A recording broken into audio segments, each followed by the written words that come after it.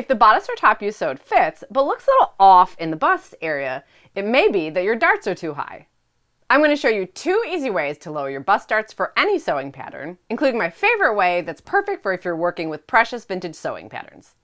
Lowering bust darts is a really common sewing adjustment, especially if you sew with vintage sewing patterns, particularly mid-century ones, which were designed for the undergarments of the time.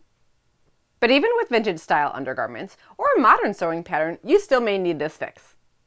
The point or end of a bust dart should stop level with the fullest part of your bust. If I sew a vintage bodice like this without adjusting the dart lower, it's going to end up way too high. When a dart is too high, it ends up directing that fullness to the wrong place, up here instead of here. And that can throw off the look of your whole garment, especially on a more fitted top like this. You may end up with extra fabric up here, or you'll notice the points kind of going off into space instead of around your bust, or it may feel too tight around the bust even if everything else fits well. Let's walk through this easy pattern adjustment. Maybe that your barts are too high. Sure, barts. We're talking about barts. Here's 2 versions of the same bodice front pattern piece from this vintage sewing pattern. The original pattern piece, and then my adjusted one where I lowered the bust dart 1.5 inches.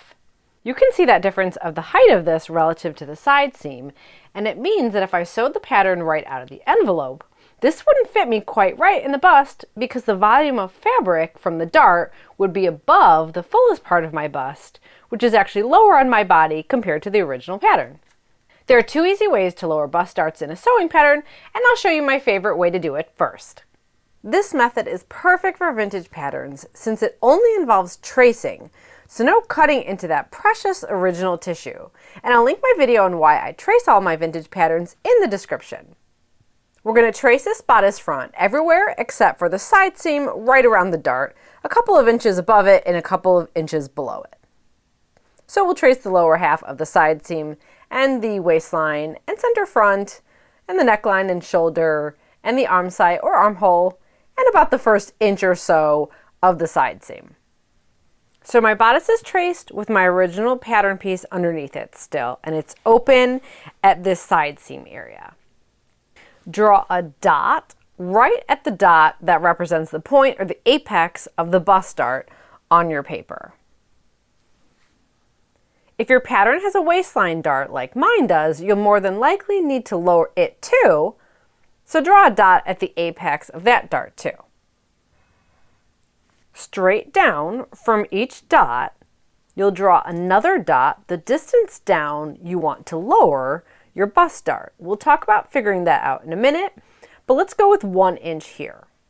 So I'm going to draw a dot 1 inch lower than the original apex of the bust dart, and same thing 1 inch lower than the original apex of my waistline dart. Now slide your tracing paper up until that lower dot matches the location of the original dot, which you can see underneath your tracing paper. So I've just slid my paper up 1 inch. Make sure as you do this that your center front is still in line and you haven't turned your paper at all. Now we just need to finish tracing this side seam. That'll involve truing the side seam a little bit because you'll see it doesn't quite match up here or down here. So you can use a ruler and essentially blend that line into match where the new location of your bust dart is.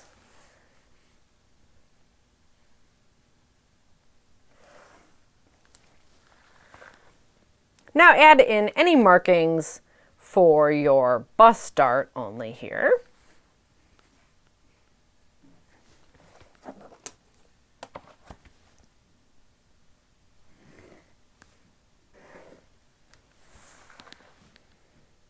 And 2 things left. We need to add in the side seam notch if there is one, or you could be like me and forget about it, which is pretty much what I do most of the time. And then we need to draw in the markings for the waistline dart. However, we actually need to do both of those things with our tissue lined back up with the rest of the pattern and not where our new dart location is. So I will add in my notch here, That's just to make sure that I don't mark this too low and do it where the lower dart is. Otherwise it won't match up to the back when I sew this. And then for the waistline dart, we have our new apex here. And then we just need to draw in the original markings for the waistline dart. And we can draw these in. This is actually a little bit of a curved dart. I'm just kind of going fast and furious here for this tutorial.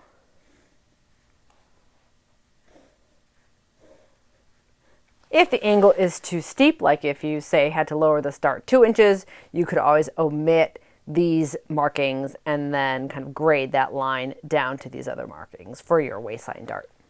And that's it. You've now lowered your bust dart. Here was the original location, and here is the new location. You just need to transfer any other markings, and you can go ahead and sew your bodice. But there's another great method to lower bust darts, and you might like that one better. The most common method of lowering a bust dart involves cutting your pattern piece. So if you're working with an original vintage pattern, you'll want to trace it first like I did. I've transferred all my markings in pen so you can see them easier. But I didn't connect the dots to the top of my waistline dart, and I'll talk about that when we get to it. We're going to start by essentially drawing a box around our bust dart. A horizontal line above the dart that's parallel to the center front, and then another one a couple inches or so below the dart, and then a vertical line just past the end point of the dart that connects the two of them. Then cut that box out on the lines you just drew. So here's our bust dart, and now we're just going to slide that cut piece down the distance that we want to lower our dart. So for example, I did 1 inch before, and so I'll do 1 inch again. And I will just simply slide this piece of paper down 1 inch. You can obviously mark that if you need to, and then tape this into place. So we've lowered our dart, and we just need to fill in the paper here. So just use a little scrap of paper and slide it behind in that empty area, and then tape that into place. And just like with the other method, we'll need to true the side seams a little bit. So you might need to add in a little bit more paper depending on how you do this, and I will just give this a little light trace here to do this quickly. And then cut off the remaining paper. And that's your lowered bust dart.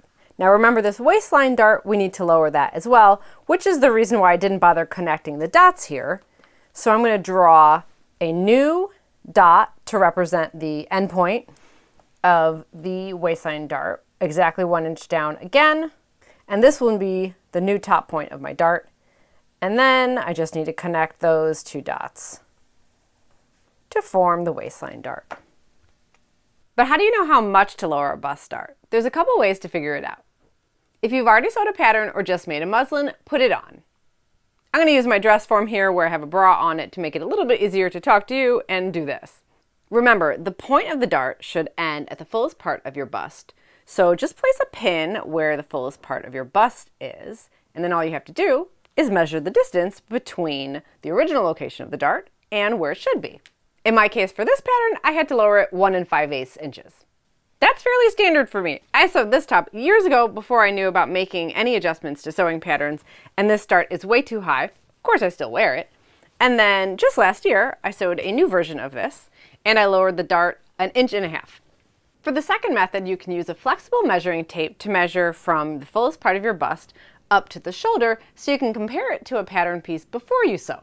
Keep in mind that a well-fitting dart doesn't extend all the way to the apex of your bust. It's backed off about 1 inch, so you're going to want to measure from there straight up to the top of the shoulder.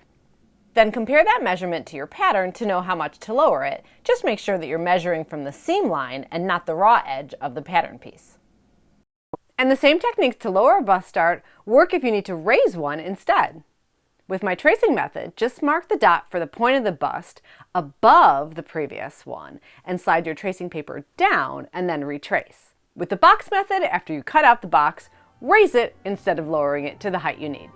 Now you know how easy it is to adjust the height of a bust dart in any sewing pattern, vintage or modern. Be sure you subscribe to the channel, check out one of these videos, and I'll see you again soon with more vintage sewing.